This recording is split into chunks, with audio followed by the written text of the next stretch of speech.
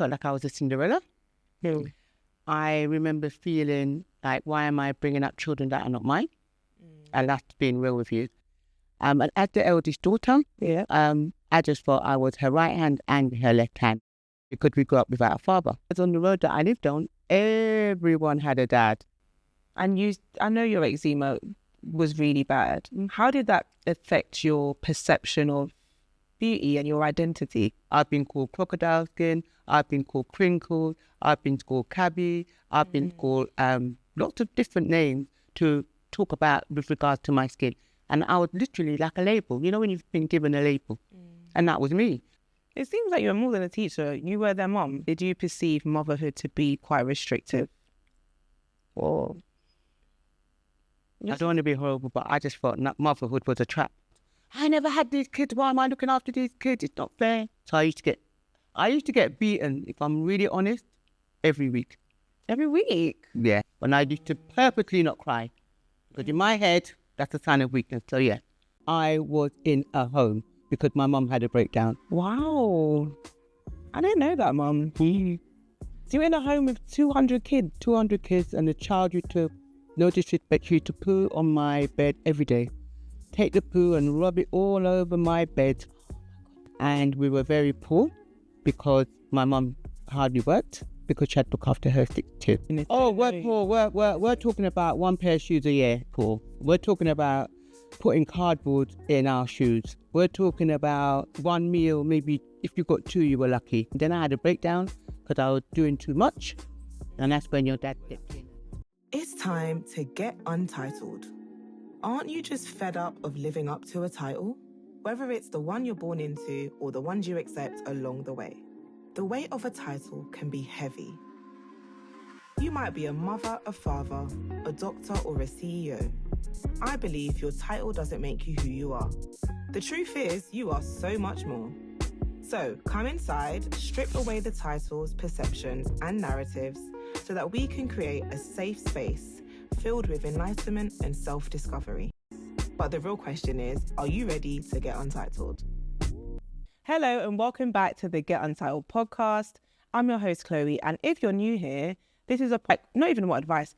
How did you get through it? Things that society gives us, the ones that we accept for ourselves, and even the ones that we're born with. Today, I have my mom here, and we're going to be stripping back the title of motherhood. We're going to be hearing all about her journey, and also hopefully she can drop some gems for any mums or parents that are watching. And most importantly, it gives you a bit more of an insight into me, my journey, my story. But the real question is, are you ready to get untitled? Mom, Good afternoon. thanks for joining us. Thanks for having me.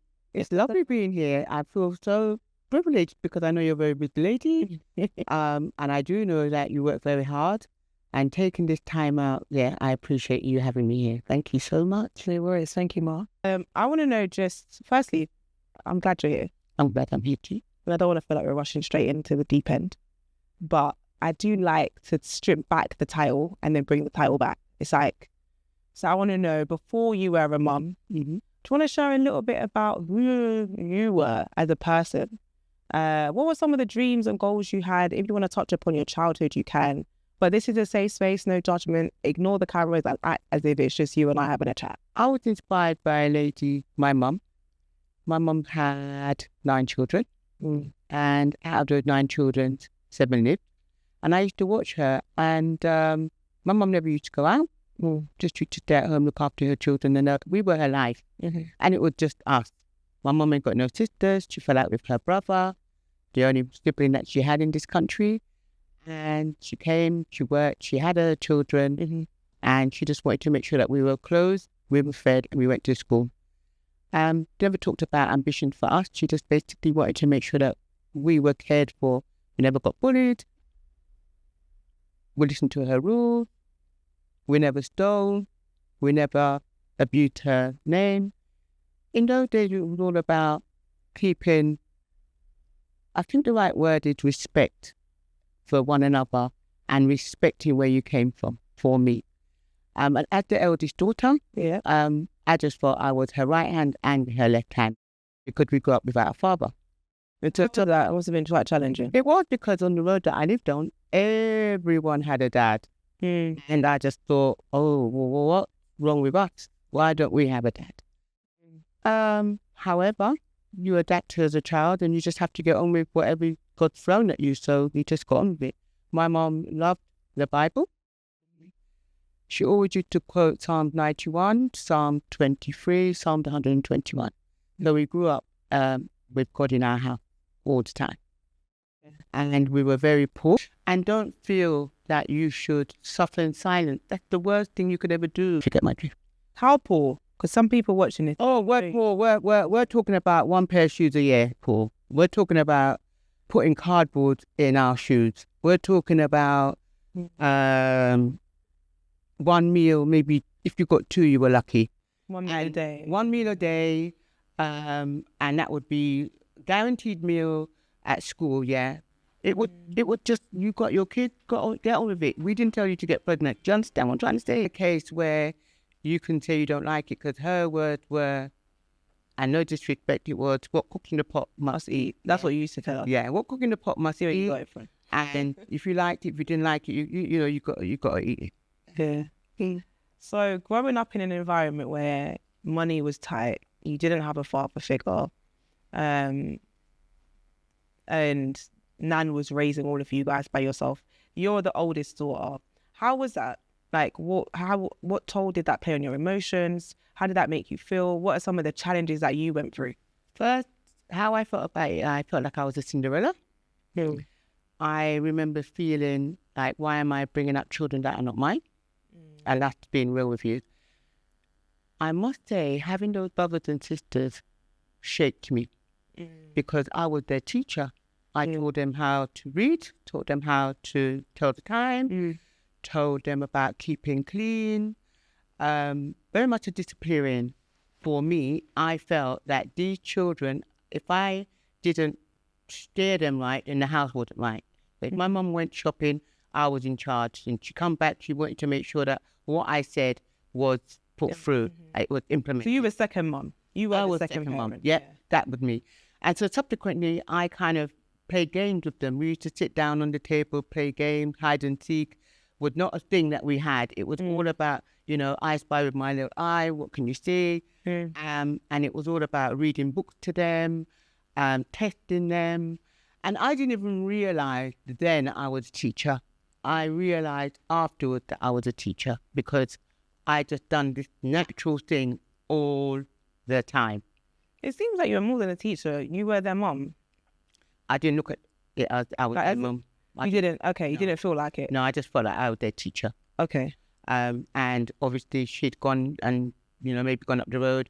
You've got to make sure you clean this. You've got to make sure you do that. You've got to make, and then we all come together and this is what we're going to have. And I'll make the tea and the biscuits, etc., etc. I never looked at them as I was their mum. Okay. I didn't want that role. I didn't want to be a mum, if that makes sense. So that was my youth.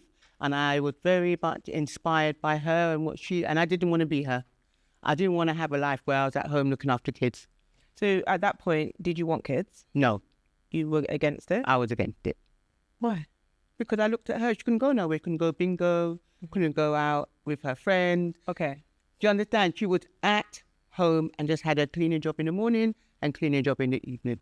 So did you perceive motherhood to be quite restrictive? Or I don't want to be horrible, but I just felt motherhood was a trap. And I just felt like I don't ever want to be down this road where it's a horrible one where you just don't do what you want to do. You want to do something for you. I used to say to her, Mum, go to bingo. No, I'll take that money and I'll buy a bag of potatoes. That was her. A life of sacrifice. Yeah, Mum, don't you want to go to the wedding? No. Mum, don't you? It was always no. No to everything. She just want to be at home with her kids and her Bible. And what was your relationship with your mum like? Terminus. I think we argued all the time. I remember one time telling her off saying, I didn't want you to have all these kids. So I used to get beaten, if I'm really honest, every week. Every week? Yeah. Because I was very much of a outspoken child. I never had these kids. Why am I looking after these kids? It's not fair. I used to say that. I'm fed up of being Cinderella. Yeah. I remember sneaking out, wanting to be with my friends, and she'll be waiting for me by the only available window with a belt, ready to give me her lashings But I used to purposely not cry. Because in my head, that's a sign of weakness. So yeah. But Sounds like a lot. to me, at the time, sometimes you just have to let your authentic self come out. So there you go. So now look at me. I'm great to say I had a great mum. But at the time, when you're going through it, yeah.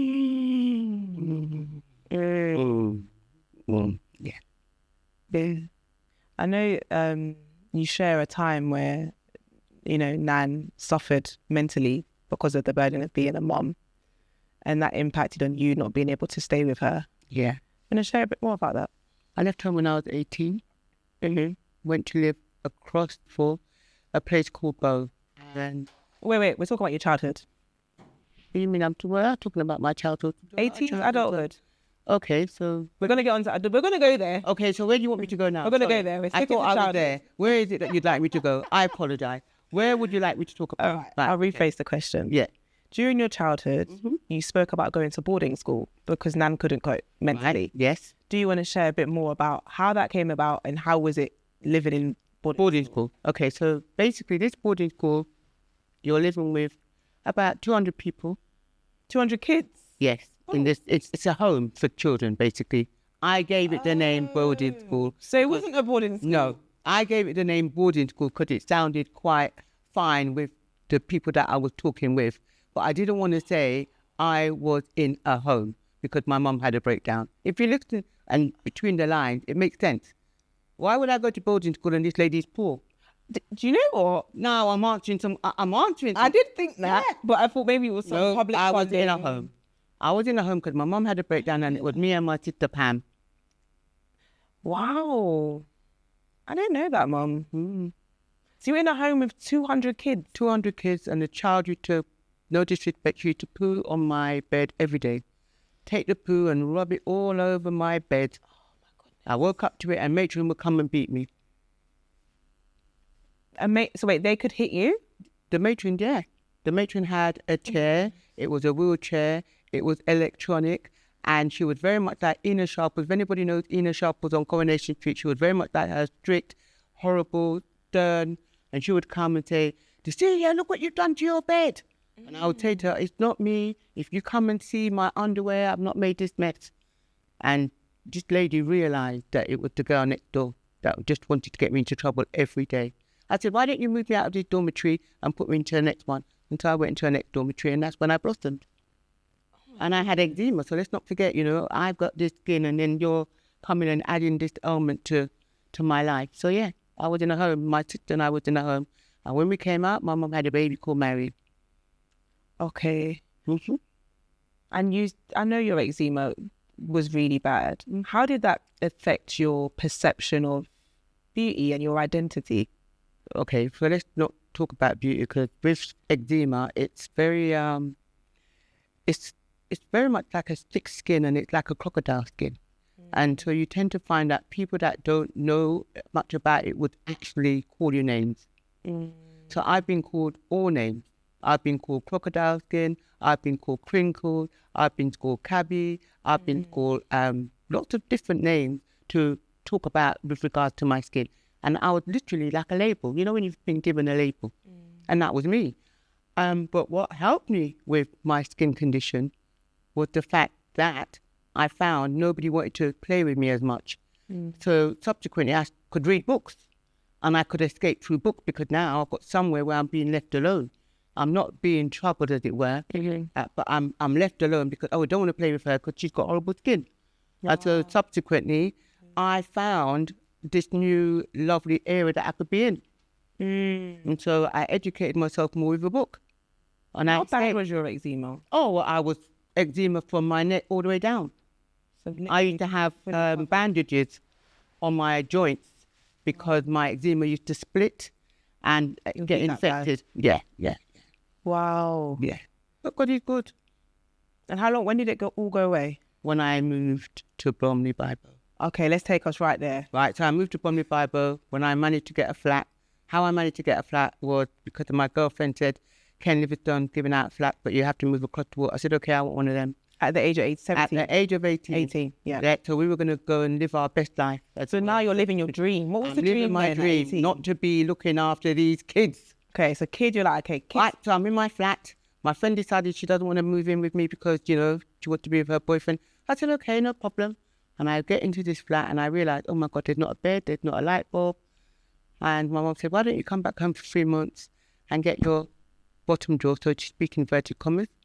And I said, no, I think I'm going to, Get your bottom drawer? So bottom drawer basically means get some stuff for your flat, your home. Okay. So get a bed, settee, cooker, save some money so that you can buy these equipment needed for your flat. My Uncle Boyd at the time, God rest his soul, he's, now with his maker. He moved me. So after 3 months, I went back home, saved the money, and after 3 months, I moved to Bromley Bible. My mum was shocked. I got a flat and I haven't got no babies. Wow. And she said, you were doing your damn thing at 18 with a flat. I would like to think I was now free. Okay. That's good. I moved to Bromley Bible. I had a job and I got a second job because I wanted to be free. That's all I can. I want to go on holiday and I don't want to have this thing as it were, like I felt was a ball and chain with motherhood. Okay. I wanted to be, no disrespect, like my next door neighbour Jane, who's English, who's white, who was going away to Australia, and I wanted to be like Jane. Okay. And you wanted to travel. I wanted to travel. I wanted to learn everything that there is to learn. I wanted to be free as a bird. And did you travel? I did. The first place I went to was a place called Egypt. I was working for an organisation called Peter Jones, which is part of John Lewis. Mm-hmm. And they used to have these tours. I went to Egypt, and then I went to Paris, and then I went to America, and travelled all around Europe. I was very happy just going to work, same old, one thing, go to work, go on holiday, go to work. I was very much Sounds like disciplined. Yes, very much disciplined. Go to work, holiday, go to work, holiday, go to work, holiday. That was me. That sounds a bit like, all your kids right now. So this is your 20s to 30s? All my kids right now. Say it one more time. All my kids right now. Mum, I'm going to Cyprus. Mum, I'm going to Malta. Mum, I'm going to Australia. Mum, I'm thinking of going to Jamaica. Mum, I went to Singapore the other day. Mum, you know where I really had a nice time? New Zealand. But then again, Kenya was really nice. What about Cape Town? Oh, yeah, it's true. Okay, I'm seeing the vision now. So these are your 20s to your 30s. You're traveling. Yeah. And fell in love. Oh, yes. Let's talk about your love story. Love story was nice. Fell in love and I had my children. I had my children out of love. I didn't want children, but the person I was with at the time wanted children. Found out I was a mother of twins and I thought, ooh, this is a blessing from God. Firstly, it's either you're lying or Dad's lying because he said he didn't want kids, you want kids. Now you say you didn't want kids. Maybe you both wanted kids. No, I want to tell you something about life. Life has a way of making you not see things. No, you know what it is, what people don't say, and this is the honest truth. Yeah. You forget because your brain at the time was at an age. I'm now 30 plus into the time that I became a mum. 32 years ago, I became a mum. I became a mum of twins about 33. So at the time, if I'm wrong, I'm wrong. I'll accept I'm wrong. I am very happy to say that I am a mother of 3 girls. They've gone to university. They've all got degrees. And they are all doing what I would like them to do. Not to be trapped in a relationship. Not to be trapped with work. They are birds. Free. Up. And they can go wherever they want to go in the world. And that I will sleep happily with and thank God for as long as I live. But that was my dream for them. It's true. That's fair. So when you became a mom, how did your life change? You seem to have had this perception and this idea of you traveling and just, you sound like you're living your best life. So how did motherhood change your situation and what did motherhood do for you? Motherhood, I didn't want to be like my mum. That's the first thing I realised. But for me, motherhood, to be quite honest, it made me more disciplined because I now have to look after 3 children to make sure they've got food, make sure that they've got a warm environment, make sure that they're nurtured, and make sure, more importantly, that they are cared for.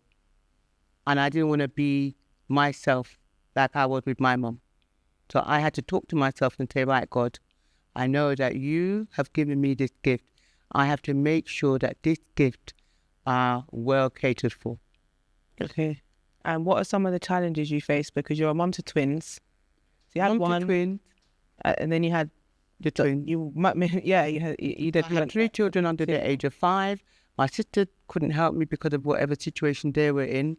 And I found that I couldn't cope for a little bit. And somehow, miraculously, I found 2 helping these lovely ladies, one called Cerise and one called Lorna. And they used to have my children over the weekend. And that enabled me to go to work over the weekend. And then I'll be a mother Monday to Friday. So Friday, I'll go to work.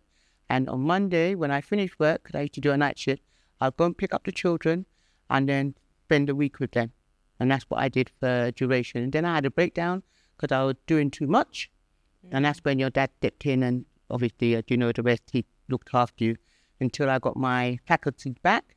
And then I said, right, this is what I'm going to now do. I'm going to help myself to help these children. I know there's some people that are watching that might be able to resonate with, going for a breakdown mentally. You 3 kids under the age of 3 at the time, I'd imagine. Yeah. How, I don't want you, if you don't feel comfortable going into the depths of it, what does having a mental breakdown look like? 1, and 2, what advice would you give? Like, not even what advice, how did you get through it? Well, the first thing I did was, I think what a lot of people in our community don't do is ask for help. Yeah. I had 3 children under 3. My sister didn't want me to help me. They were in love and they just wanted to please their partners. And I remember contacting the doctor. And I thought, you know what, I worked in A&E, and I remember a girl saying she went and spoke to the doctor and got help. So I went and spoke to the doctor and I said to her, I need help. Yeah. And that's when I realised I should have been assigned a nurse. So I wasn't assigned a nurse who was supposed to help me with the twins. And she said, okay, what we're going to do, we're going to give you a day off. We're going to give you 2 days off, in fact, that your children can go to nursery. And I said, that would be really good because then I'll be able to find myself. Because at the time, all I'm doing is feeding, cleaning, shopping, feeding, cleaning, shopping. Very, very disciplined, but, very, very boring. How old were we then? You were 6 months and Denise was nearly 3. So we're talking about, postpartum depression. Yeah, that as well. But at the time, you don't realise. You just want to make sure that these children are fed. Was that a thing back then? No. Okay. No, if somebody kind of went off the rail, they'll tell you've got an auntie and she's not the full shilling in her head. She's had a little bit of a whoops in her life, and they will look at you like, you're not the sharpest knife in the drawer, so to speak. So back then, when women had babies, there wasn't people weren't aware of this thing called postpartum. My mum never mentioned it. No auntie mentioned it. No. So at the time, what you thought did you think there was something wrong with you? Of course. But you didn't have a name for it. You didn't have a name for it. Didn't know it existed. Okay. And then you go to the doctor, and the doctor don't mention it either. Oh, wow. No. Okay. He just said, why weren't you assigned a nurse? You should have got assigned a nurse. And you look and you think, I needed a nurse. Yeah. Okay. What would happen when this nurse comes? They didn't even explain to you the roles of the nurse, what the role of the nurse is with regard to these children. Because in those days, a nurse meant either a clean nurse, will clean a wound, or a nurse that was in a hospital, so to speak. Yeah, makes sense. Okay, so you reached out and you got some help. I got some help during that 2 of my friends. Yeah. And then you also had help from the nursery. So it sounds like you were getting yourself back on track after your mental breakdown. Someone watching this might have reached out for help and still might be feeling always reach out for help. Like, any other tips you can give them to get through it? If they can speak to their friends, because now there's lots of things on social media, there's lots of things with regard to the phone, there's lots of things that is available out there with regard to help. And don't feel that you should suffer in silence. That's the worst thing you could ever do. Yeah. You don't want to suffer. Even if you're part of the church and you think, oh, you know what, I really need to speak to somebody in the church. Speak to someone in the church. Yeah. If you're part of the nursery, speak to somebody in the nursery and say, listen, can we go for a coffee? It would be nice if I just had some I wanted adult conversation. And that was lovely when I got it, because they were like, oh, wow, you know what, I went through this, but I didn't have nobody. It would just, you got your kid, get on with it. We didn't tell you to get pregnant. Do you understand what I'm trying to say? But you shared quite a lot about your journey around motherhood, your journey before. And I guess I just want to thank you. I've got friends that have kids and they share it, like they genuinely, I see their struggles. I've got my godchildren and I see the day in, day out that motherhood is not easy. And as kids, we can put our parents on pedestals. And I remember we were not the easiest kids. We were not the easiest teenagers. We had the attitude, the back chat, all of that stuff. And we probably took for granted the amount of sacrifice that it took for you to do what you've done. So I just want to thank you, because if you didn't make the sacrifices that you made, we wouldn't be the women that we are. Oh, and you for that. That's so nice. Yeah, I got to give you the flowers, Mom. Like, the truth is, all that we are is because of you and because of Dad.